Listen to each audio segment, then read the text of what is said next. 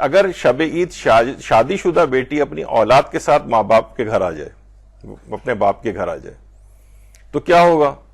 دیکھیے، اگر شادی شدہ بیٹی شب عید اپنے بچوں کو لے کر اپنے باپ کے گھر رہنے آ جائے اور اسی رات وہ سب اس کے باپ کی زیر کفالت شمار ہو، تو اس کا اور اس کے بچوں کا فطرہ بیٹی کے باپ کے ذمے ہوگا.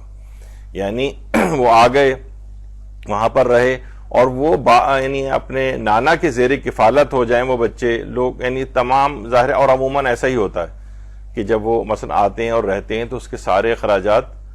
جو ہے وہ مثلا باپ اٹھا رہا ہوتا ہے لڑکی کا. تو اگر وہی ڈیپینڈنٹ والا دماغ میں رکھیں کہ اگر وہ تمام چیزیں اس طرح سے اگر وہ آ کر رہ رہی ہے شادی شدہ بیٹی اپنی اولاد کے ساتھ، تو پھر اگر وہ تمام چیزیں جو اب اس سے پہلے ہم نے ذکر کی کہ وہ ان کے اوپر ان کے نانخور شمار ہو جائیں، ان کے اوپر ڈیپینڈنٹ ہوں، سارے اخراجات باپ اٹھا رہا ہے ان کے ہر طرح کے، ان کو آرام و آسائش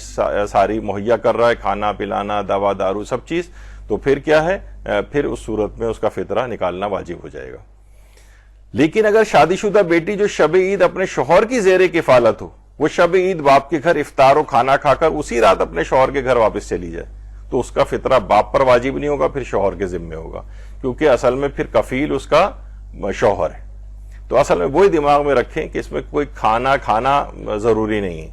اس میں جس کے بھی زیر کفالت ہو، مثلا اگر وہ بیمار پڑ جائیں، دوا لینی ہو، تو وہ جو ہے باپ نے جو پیسے دیے ہوئے ہیں یا جو بھی اس کے ہیں وہ کرے گا. کوئی اور چیز آرام و آسائش کی چاہیے تو اس کے جو بچوں کا باپ ہے یا اس لڑکی کا جو شوہر ہے اس کے ذمے اس کی کفالت ہے. تو پھر یہ اور پھر اسی رات کو عموماً وہ واپس بھی چلی جاتی ہے، تو پھر اس کا فطرہ یعنی باپ کے اوپر واجب نہیں ہوتا ہے یہاں میکے میں. تو یہ دو طرح کی چیزیں ہوتی ہیں. دیکھا جائے گا کہ زیر کفالت شوہر کی ہے تو شوہر کے اوپر واجب ہوگا، زیر کفالت اس رات اگر باپ کی ہے تو باپ پر ہے تو پھر باپ کے اوپر فطرہ واجب ہوگا.